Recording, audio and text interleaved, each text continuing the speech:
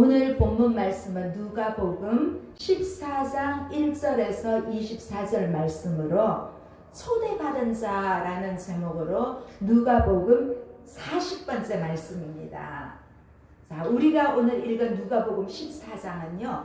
누가복음에 기록된 안식일의 치유 중에 세 번째 이야기로 나오는 이야기입니다. 안식일에 예수님은 한 바리새인의 지도자 집에 초대한 식사에 참석하셨습니다. 자, 예수님의 정체를 밝혀보려는 바리새인들과 서기관들은 예수님을 탐색할 목적으로 식사에 초대한 적이 종종 있었어요. 누가복음에만 또 3번 이상 이렇게 나오고 있습니다. 오늘 초대도 예수님이 좋아서 초대한 것이 아니라 예수님을 시험에서 고소할 증거를 잡으려는 목적이었습니다. 자, 1절 2절 한번 다시 볼까요? 안식일에 예수께서 한 바리새인 지도자의 집에 떡 잡수시러 들어가시니 그들이 엿보고 있더라. 주의 앞에 수종병든 한 사람이 있는지라. 자, 예수님은 보통 우리가 지난 시간에 말씀도 보았지만 안식일에는 가르치시기도 하시고 귀신도 쫓아내시고 병을 고치는 그런 일을 하셨어요. 그래서 예수님이 안식일에 하시는 이런 일들을 바리새인과 서기관들이 아주 못마땅하게 여기고, 그래서 안식일을 두고 예수님께서 그들과 논쟁하는 장면들이 여러 곳에 나오고 있습니다. 자, 초대한 사람은 바리새인들의 지도자였기 때문에 사회적으로 종교적으로 높은 위치에 있는 사람입니다. 그런데 이 바리새인의 집에는 수종병 환자가 있다는 것입니다. 자, 1절부터 그 내용을 우리가 읽어봤잖아요. 일부러 수종병에 걸린 사람을 데려다 놓았다고 합니다. 저도 수종병에 대해서 성경에서만 봤지 실제로 어떤 병인지 잘 몰라서 한번 봤더니요. 이제 고창병이라고도 부르고 부종으로도 불리는 병인데, 이 율법에서 구약의 레위기에서 말하는 유출병도 여기에 포함되는 거예요. 이 몸에서 흐르는 체액이 비정상적으로 유출되어서 세포나 관절 이런 곳에 막 부어오릅니다. 그래서 간이 안 좋으면 이게 부어오르는 거죠. 복수가 차는 것처럼 이 수종병도 그런 부분도 있는 것 같습니다. 그래서 이 팔다리 복부 온데 다 불러오는 거예요. 심장이 안 좋으면 다리 같은 데도 안 좋아서 이렇게 막 손가락이 들어갈 정도거든요. 그래서 이 고착병, 이 수종병이라는 것은 이 고창병이라고도 불리면서 특히 막 부어오르는 그런 증상이다 보니까 이 모든 장기에도 안 좋은 영향을 주는 것입니다. 그런데 오늘 이 날이 안식일인데, 이 안식일에 병 고치는 것은 안식일 규례에 금지되어 있어요. 10계명의 안식일 준수를 완벽하게 지킨다고 이 유대인들이 세부적으로 더 추가로 해놓은 그러한 항목입니다. 평소처럼 예수님께서 오늘 병자를 고쳐주시면 안식일에 계명을 지키지 않는 죄인으로 몰아세우려는 그런 속셈이 있는 거예요. 율법대로 병자를 그냥 돌려보낼 것이냐, 아니면 예수님이 평소 하셨던 대로 긍휼로 치료해 주실 건가, 거기에 올바미를 꽉 만들어 놓은 것입니다. 자, 3절 4절 볼게요. 3절 4절. 예수께서 대답하여 율법교사들과 바리새인들에게 이르시되 안식일에 병 고쳐주는 것이 합당하냐 아니하냐. 그들이 잠잠하거늘 예수께서 그 사람을 데려다가 고쳐 보내시고. 자, 여기 현장에 와 있던 율법교사들과 바리새인들은 예수님의 문제를 입증할 목적으로 누굴 데리고 왔습니까? 수종병 환자를 이용합니다. 예수님을 감시하고 있는 바리새인과 율법교사들에게 뭐라고 하십니까? 안식일에 병 고쳐주는 것이 합당하냐 아니하냐 물으십니다. 자, 앞서 우리가 13장에 보면 어떤 병사가 나왔지요? 18해 동안 몸이 꼬부라진 여자를 예수님이 안식일에 취할 때 장면이 떠오르시죠.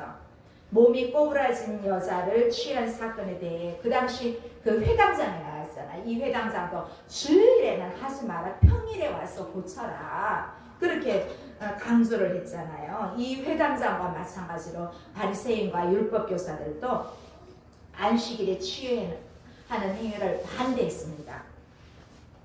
예수님은 선제적으로 질문을 던졌습니다. 그리고 그 질문에 대해서 율법 교사들과 바리새인들은 침묵합니다. 그래서 그들은 안식일에 병을 고치지 말아야 한다고 주장하지 못하는 것입니다. 자, 예수님을 고발할 증거를 찾는데 실패했습니다.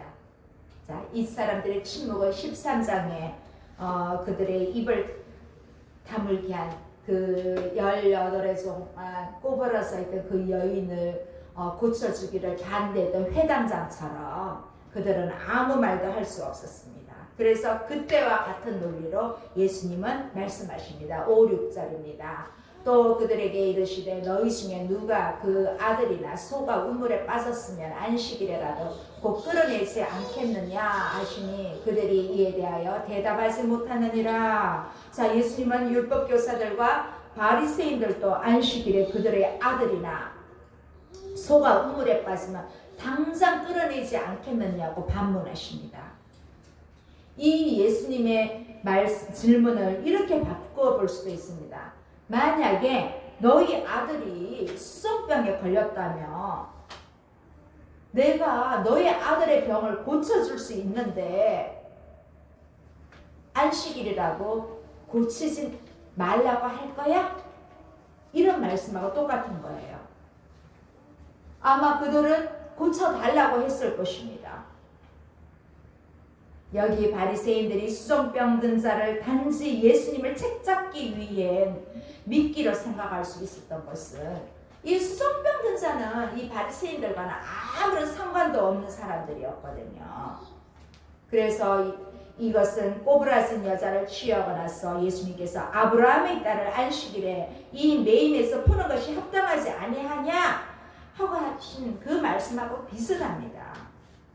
율법 교사들과 바리새인들은 몸이 심하게 부어오르고 나머지 신체는 어쩌면 그 수정병 들린 사람은 뼈가 남았을지도 몰라요.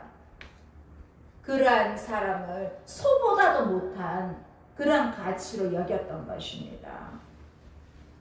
그래서 예수님은 18해 동안에 병으로 고생하던 여자의 경우처럼 수정병 환자를 아주 존귀하게 여기면서 치유하셨습니다. 우리가 여기 이 바리새인들이 계략한 수정병 걸린 환자 이야기를 우리가 요 앞에서 본 것 1절에서 6절을 어떤 하나의 사건으로 이해한다면 이런 불꽃 튀는 쟁점이 있는 뒤에 이제 다른 떡을 먹으러 식탁으로 모인 것입니다. 그런데 바리새인과 율법사들은 이번에는 서로 상석에 앉으려고 신경전을 벌입니다. 예수님은 초대받은 사람들이 높은 자리를 선택하는 모습을 보면서 비유로 가르치십니다. 7절에서 9절입니다. 청함을 받은 사람들이 높은 자리 택함을 보시고 그들에게 비유로 말씀하여 이르시되 내가 누구에게나 혼인잔치에 청함을 받았을 때 높은 자리에 앉지 말라. 그렇지 않으면 너보다 더 높은 사람이 청함을 받은 경우에 너와 그를 청한 자가 와서 너더러 이 사람에게 자리를 내주라 하리니 그때 내가 부끄러워 끝자리로 가게 되리라. 자, 오늘 초대받은 예수님은 앞자리에 있었을까요? 아마 저 뒤에 끝자리에 대충 앉으신 것 같습니다. 그리고 자리 다툼을 하는 바리새인들과 율법사들을 보셨다고 합니다. 인간의 이렇게 부패한 마음을 예수님은 지금도 보고 계십니다. 어쩌면 우리의 마음속에 우리도 악한 생각도 하잖아요. 그런 마음을 우리의 마음을 다 뚫어보신다는 것입니다. 그래서 예수님은 그들을 주목해 보시고 그런 그들의 행동에 내면에 무슨 문제가 있는지 그 심각한 결과를 한 비유를 통해 말씀하십니다. 이 고대 사회 연애는요, 손님들의 어떤 사회적 지위를 공개적으로 드러내는 무대였기 때문에 식사 자리를 배열하는 것은 사회적인 명예와 아주 밀접한 관계가 있었습니다. 주인과 얼마나 가까우냐에 따라서 주인과 가까운 자리에 있는 거예요. 그래서 주인의 가장 가까이 있는 사람들을 부러워했습니다. 그러나 혼인잔치에 초대받을 때 높은 자리에 앉지 말라고 예수님은 말씀하십니다. 10절 11절입니다. 10절 11절 청함을 받았을 때 차라리 가서 끝자리에 앉으라. 그러면 너를 청한 자가 와서 너더러 벌시에 올라가라 하리니 그때에 함께 앉은 모든 사람 앞에서 영광이 있으리라. 무릇 자기를 높이는 자는 낮아지고 자기를 낮추는 자는 높아지리라. 자, 첫째 자리에 앉으면 유연성이 있습니다. 왜냐하면 내가 가자마자 먼저 딱 첫째 자리에 앉으면 더 높은 사람이 오면 자리를 양보해야 되거든요. 그러면 주인이 와서 내려와서 여기 좀 앉으라고 이러면 쪽팔리잖아요. 그쵸? 바로 그 얘기예요. 그래서 양보하는 손님은 좀 수치심을 안고 끝자리에 가야 하기 때문에 처음부터 아예 끝자리에 앉는 것이 낫습니다. 그러면 나중에 초대자가 와서 끝자리에 있더라도 일로 내려와서 앉으십시오. 이렇게 되는 거예요. 자, 예수님은 비유를 통해서 경고하는 대상이 바리새인들입니다. 그들은 높은 곳에 앉아서 존중받는 것을 좋아했습니다. 오늘 여기 예수님의 비유의 교훈을 무릇 자기를 높아지는 자는 낮아지고 자기를 낮추는 자는 높아지리라 요약하십니다. 근데 우리도 사회생활을 하다 보면 자꾸 높은 자리에 가고 싶잖아요. 그런 게 다 그때나 지금나 똑같은 거예요. 그런데 높아지기를 원하지만 실제로 낮은 자의 자세로 살아가고 베풀면 하나님은 그 위에 올려주신다는 것입니다. 미국의 역대 대통령 중에 지미 카터 대통령은 침례교회의 집사였습니다. 집사라면 안수 집사예요. 성경적. 그분은 대통령 자리에 있지만 주일날에는 가면 예배 안내도 하고 심지어 대통령이 되기 전에였던가 화장실 청소도 했다고 그런 얘기를 보았습니다. 높은 자리에 있을수록 더 낮아지면 하나님이 그 자리로 올려주신다는 것입니다. 자, 우리 사회도 보면 아직도 학력이나 가족의 배경으로 가치를 규정하는 데가 적지 않습니다. 그러나 하나님은 그들을 낮추십니다. 우리가 계속 사회에 고위 자리가 있었던 분의 자녀들의 학위와 이런 것들이 다 거짓으로 드러나고 그러니까 그런 것들이 부모가 높이며 자식들도 높임을 받기를 원하는 그런 마음이 있기 때문에 그렇게 거짓을 해가면서 조작하고 그런 것들이 우리 사회에도 만연한 것입니다. 사회적인 지위를 자랑하지 않고 정말 겸손히 섬기는 사람을 하나님은 높이십니다. 우리의 나라에도 그러한 위정자들이 많아지면 정말 좋겠습니다. 그래서 예수님은 초대자에게 조언하십니다. 12절 보겠습니다. 12절. 자, 또 자기를 청한 자에게 이르시되 내가 점심이나 저녁이나 베풀거든 벗이나 형제나 친척이나 부한 이웃을 청하지 말라. 두렵건대 그 사람들이 너를 도로 청하여 내게 가품이 될까 하노라. 자, 초대자는 1절에 등장한 바리새인 지도자입니다. 예수님은 그에게 점심과 저녁을 위해 친구나 형제나 친척이나 부한 이웃을 초대하지 말라고 하십니다. 친구나 가족이나 친척은 초대해준 호의에 대한 보답으로 또 초대할 것입니다. 부한 이웃 역시 자기가 대접을 받았기 때문에 명예를 위해 반드시 초대할 것입니다. 부잣집에 초대를 받게 되면 바리새인 지도자의 지위와 명예는 더욱더 높아질 것이니까요. 거듭 말하지만 그 당시는 이 명예와 수치의 세계에서 한 사람의 명예는 그 사람이 상대하는 사람들에 의해 결정이 되었습니다. 유유상종 이거는 높은 사람 높은 길, 좀 어려운 사람 어려운 길, 이런 여러 가지 뜻하는 바가 있지만 여기에 유유상종은 높은 사람들의 위치에 있는 것을 말합니다. 자, 예를 들어서 식사에 초대한 사람이 높은 신분이면 초대자의 명예 역시 높아졌습니다.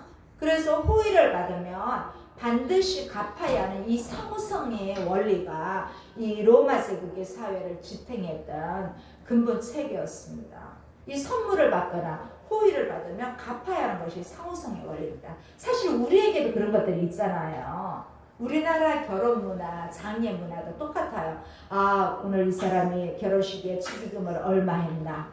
아, 그 사람들의 또 자녀가 결혼하게 되었습니다. 당사자가 결혼하게 되었습니다. 그때 얼마 했지? 나도 그 정도는 해야지. 이게 우리 그거잖아요. 그러니까 이 성경에 보면요, 유대 문화, 우리 배달의 민족, 우리 한민족의 문화가 비슷한 게 되게 많아요. 그래서 사람들은 초대를 받으면 그것을 갚아야 하는 의무감처럼 그게 남아 있습니다. 그래서 만약 가난한 사람이 오늘 부자의 초대를 받았다면 이 초점에 상응하는 수준에 갚아야 하므로 상당히 너무나 부담스러운 일이 되는 거예요. 그런데 이와 같은 문화에 예수님은 도전하십니다. 13절 14절 보겠습니다. 13절 14절 잔치를 베풀거든 차라리 가난한 자들과 몸 불편한 자들과 저는 자들과 맹인들을 청하라. 그리하면 그들이 갚을 것이 없으므로 내게 복이 되리니 이는 의인들의 부활 시에 내가 갚음을 받겠느니라 하시더라. 자, 예수님은 가난한 자들과 몸 불편한 자들과 저는 자들과 맹인을 초대하라고 하십니다. 자신에게 덕이 되지 않고 손해를 끼칠 사람들을 초대하라는 것입니다. 왜냐하면 이들에게는 갚을 능력이 없어서 하나님이 갚아주시기 때문이에요. 자, 여기서 베푼 사람들도 갚음 또는 보상을 돌려받는다는 상호성의 원리가 작용하고 있습니다. 하나님은 대가를 기대하지 않는 채 가난하고 약한 사람들을 귀하게 여기고 섬긴 사람을 의인의 부활시에 갚아주신다고 하십니다. 초대받은 사람도 초대한 사람도 어색하고 썰렁한 분위기에서 딱딱한 분위기를 참지 못한 한 사람이 이렇게 분위기 쇄신에 나섰습니다. 15절 보겠습니다. 15절 함께 먹는 사람 중에 하나가 이 말을 듣고 이르되 무릇 하나님의 나라에서 떡을 먹는 자는 복되도다 하니. 자, 예수님과 함께 식사하던 사람 중 한 사람이 예수님 말씀을 듣고 무릇 하나님의 나라에서 떡을 먹는 자는 복되도다고 말하고 있어요. 자, 어쩌면 이 사람은 초대받은 자와 초대한 자에 대한 예수님 말씀을 다 들었고 특히 의인들이 부활 때 얻게 되는 복의 말씀을 들었습니다. 그래서 그가 생각하는 하나님 나라는 이제 하나님이 종말에 통치하실 그러한 나라를 말하는 것입니다. 이 바리새인들의 지도자가 식사에 초대했기 때문에 참석했기 때문에 이 어쩌면 익명의 질문자도 같은 비슷한 사람의 위치에 있었을 거예요. 자, 14절에 묘사된 이 종말의 잔치에 참석할 의인들이 자신들이 포함되어 있다고 생각하는 거예요. 그리고 자기뿐만 아니라 그곳에 모인 동료들도 하나님 나라에서 떡을 먹는 그런 사람으로 그런 어떤 부활의 복을 누리는 사람이라고 그렇게 확신하고 있었어요. 그러나 예수님은 비유를 통해 누가 하나님 나라의 만찬에 참석할 수 있는지 말씀하십니다. 16절 보겠습니다. 16절 이르시되 어떤 사람이 큰 잔치를 베풀고 많은 사람을 청하였더니. 자, 어떤 사람이 큰 잔치를 베풀고 많은 사람을 초대합니다. 큰 잔치를 베풀 정도니까 이 사람들도 상당한 재력가고 부자였을 것입니다.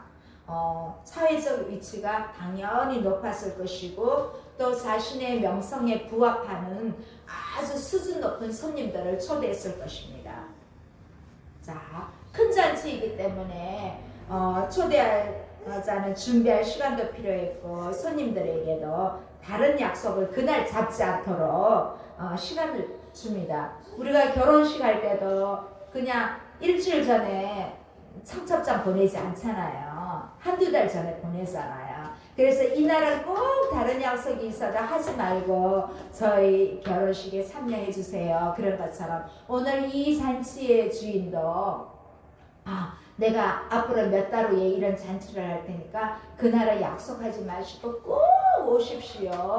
이렇게 말하는 것입니다. 자, 17절 보겠습니다. 17절. 잔치할 시각에 그 청하였던 자들에게 종을 보내어 이르되 오소서 모든 것이 준비되었나이다 하니. 자, 주인은 이제 예상 인원도 생각하고 잔치를 준비했고 이제 잔치 준비를 다 하고 난 뒤에 주인은 종들을 보내 식사 준비를 마쳤으니 이제 참석할 것을 요구하십니다. 요청합니다. 그러나 문제가 생겼습니다. 처음에 초청한 사람들이 올 수 없다고 하는 것입니다. 큰 잔치여서 많은 사람들이 초대를 받았는데 모두 참석하지 않는 예상 밖의 일에 터지고 말았습니다. 18절에서 20절입니다. 18절에서 20절. 다 일치하게 사양하여 한 사람은 이르되 나는 밭을 샀으며 아무래도 나가보아야 하겠으며 청컨대 나를 양해하도록 하라 하고 또 한 사람은 이르되 나는 소 5겨레를 샀으며 시험하러 가니 청컨대 나를 양해하도록 하라 하고 또 한 사람은 이르되 나는 장가 들었으니 그러므로 가지 못하겠노라 하니라. 자, 식사에 참여하지 못하는 세 가지 사람의 변명이 열거됩니다. 한 사람은 밭을 사서 그 밭을 검사해야 한다고 양해를 구합니다. 이 사람은 재산 때문에 참석하지 못합니다. 또 한 사람은 소 5겨레를 샀는데 시험을 해야 한다고 양해를 구합니다. 이 사람도 재산이 주된 이유입니다. 또 한 사람은 결혼을 했으니 당연히 올 수 없다고 합니다. 아무래도 자기가 마련한 결혼식 필요연을 초대자의 잔치보다 더 중요하게 여겼을 것입니다. 이 세 사람은 모두 다 소유와 관련한 일로 변명합니다. 그들은 자신의 목표와 욕망을 해결하는데 우선권을 두었습니다. 어쩌면 우리들의 모습도 이 세 부류의 모습하고 똑같습니다. 많습니다. 항상 내 위치, 다른 사람과의 약속 선행이 돼 있어도 내가 뭐 급하면 그런 것들을 다 무시하게 되는 것이에요. 자, 충분한 시간을 주었기 때문에 이 사람들의 변명은 별로 타당성이 있지가 않습니다.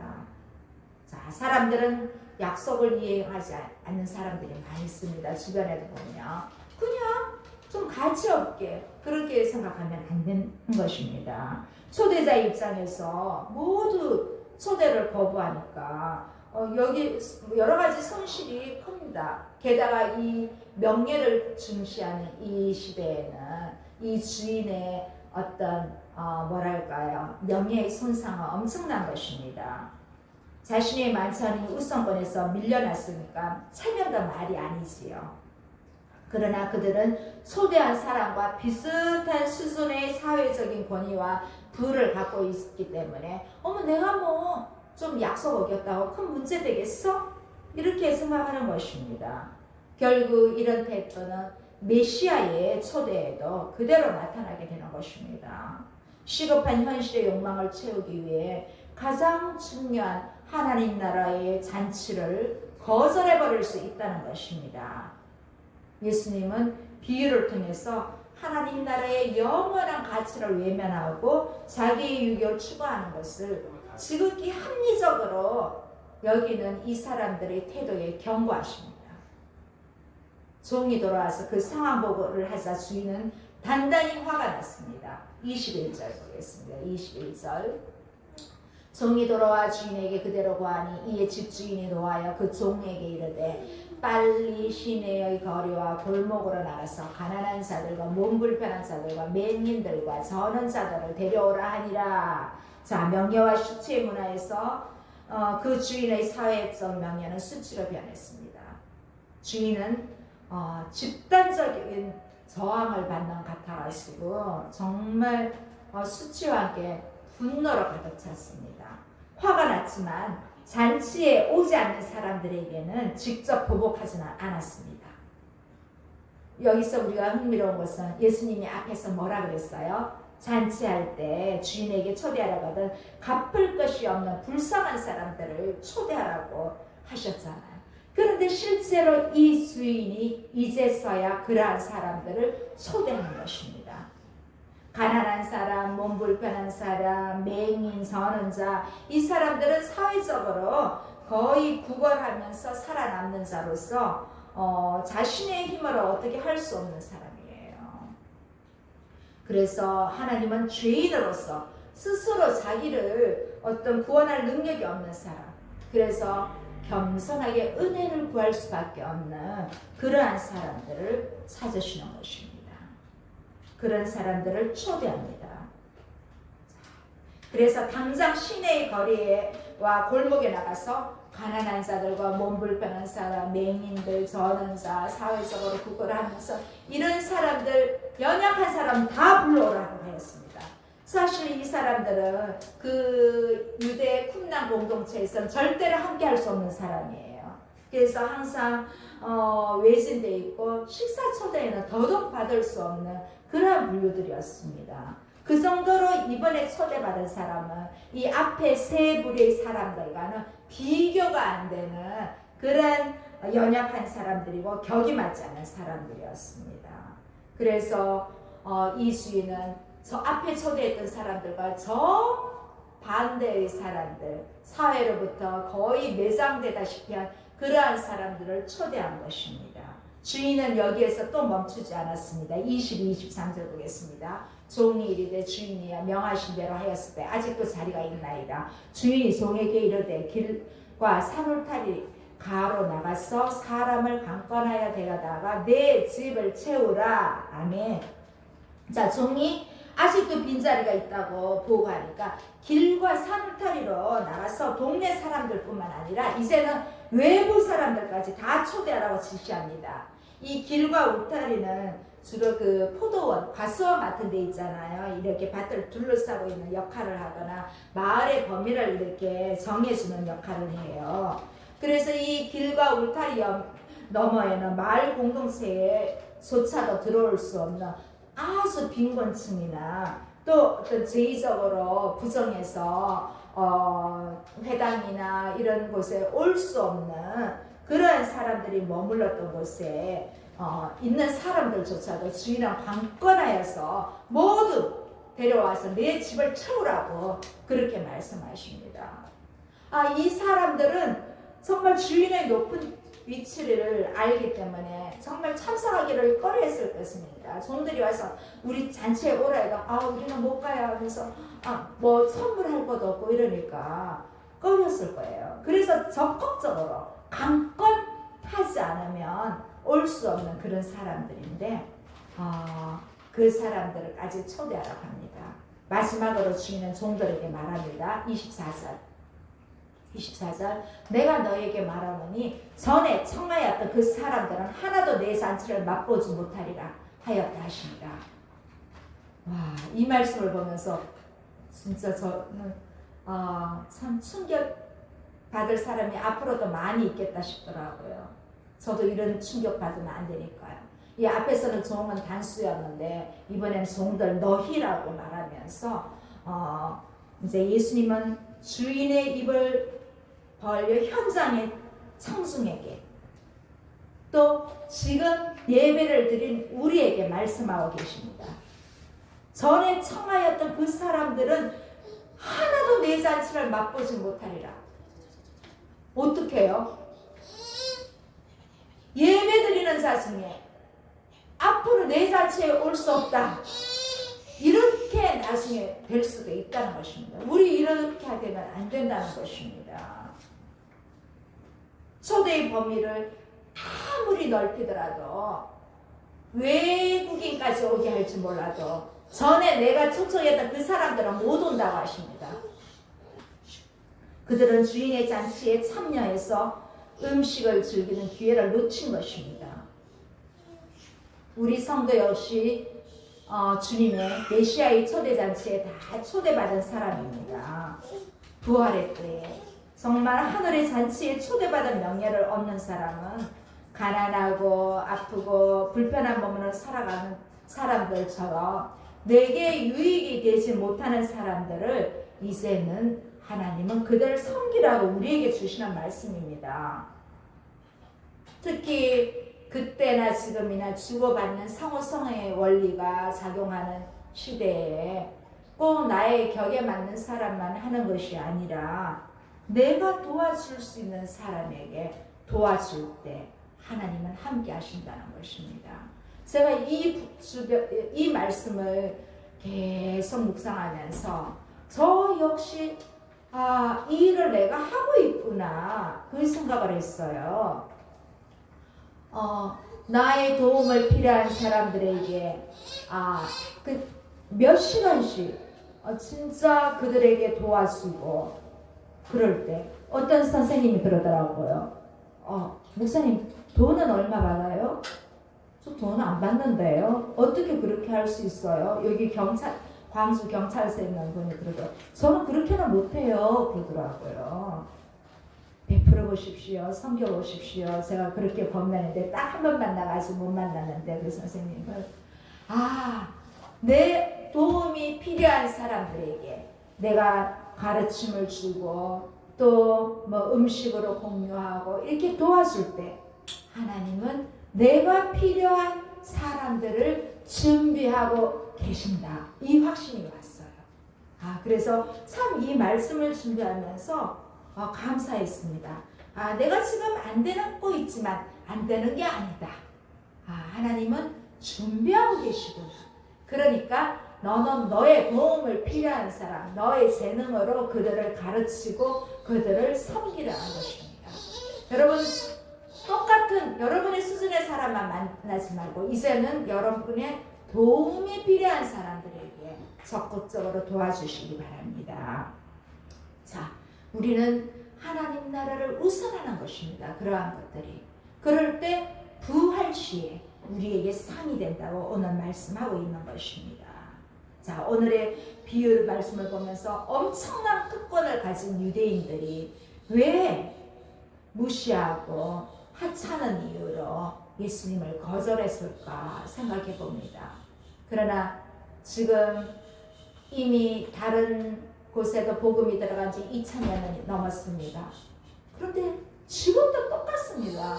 지금도 복음을 거부하는 사람이 많습니다. 아직까지 하나님 나라의 잔치를 계속하고 거절하는 분이 있습니다. 유대인처럼 예수님을 하찮게 여기기 때문에 이 복음을 거절합니다. 또 때로는 내 죄가 드러날까봐 복음을 거절하기도 합니다. 또 혹시나 내 손에 있는 재산이 너무 많아 이것이 다 내려주게 될까봐 복음을 거부하는 경우도 많습니다. 너무 내 것이 소중해서 이 세상이 전부인 것처럼 살아가는 사람들이 너무나 많습니다. 자, 문제는 예수님이 이스라엘 백성들에게 너희에겐 더 이상 특권이 없다고 하신 것처럼 그 경고를 기억하시기 바랍니다. 그래서 어떤 사람들은 직접적으로 거절하지 않고 약간 완곡해서 이렇게 거절하는 사람들도 있습니다. 언젠가 내가 만찬에 초대해서 들어가지 못하는 자로서 만찬에 참여한 사람들을 보며 아마 땅을 치고 후회할 것입니다. 그 사실이 얼마나 놀라웠는지 깨닫게 될 것입니다. 이렇게 위대한 것을 거절하면서 이 세상에 나 혼자 움켜 살면 얼마나 행복할까요? 그 움켜쥐고 있던 건 나중에 죽을 때 다 갖고 갑니까? 부자가 아무것도 갖고 가지 못했잖아요. 다 내려놓게 됩니다. 만약에 오늘 예수님께서 이 땅에 오셔서 준비가 다 되었으니 가자고 하신다면 여러분들은 어떻게 반응하시겠습니까? 초대에 바로 응하시겠습니까? 이 땅의 것에 미련을 보이시겠습니까? 오늘 이 땅을 떠나도 아무런 후회 없이 살아갈 수 있는 기회가 우리가 되기를 바랍니다. 영원하지 않는 것을 위해 영원한 것을 포기하는 것이 아니라 영원한 하나님 나라를 위해서 영원하지 않는 것들은 과감하게 포기할 수 있는 우리가 되기를 바랍니다. 제이야, 가슴에 한번 손을 올려보자. 나는 진정으로 초대받은 사람입니까? 기도하겠습니다. 살아계신 하나님 아버지 감사합니다. 우리는 하나님을 믿는 자녀로서 큰 잔치에 초대받은 사람들로서 합당하게 살아가고 있는지 이 시간 깊이 생각하게 됩니다. 아직까지 우리가 세상의 좋은 것들을 내려놓지 못하고 있다면 영원히 돌이킬 수 없는 후회가 올 때가 있음을 분명히 알게 하시고 오늘 이 시간부터라도 영원한 하나님 나라를 향하여 과감하게 포기할 수 있는 믿음을 주시옵소서. 하나님 아버지, 그래서 우리는 초대받은 자로서 자부심을 가지고 세상에서 나보다 연약한 자들을 돌아봄으로써 주님께 날마다 가까이 나아갈 수 있는 저희들의 삶이 될 수 있도록 인도하여 주시옵소서. 예수님의 이름으로 기도드립니다. 아멘.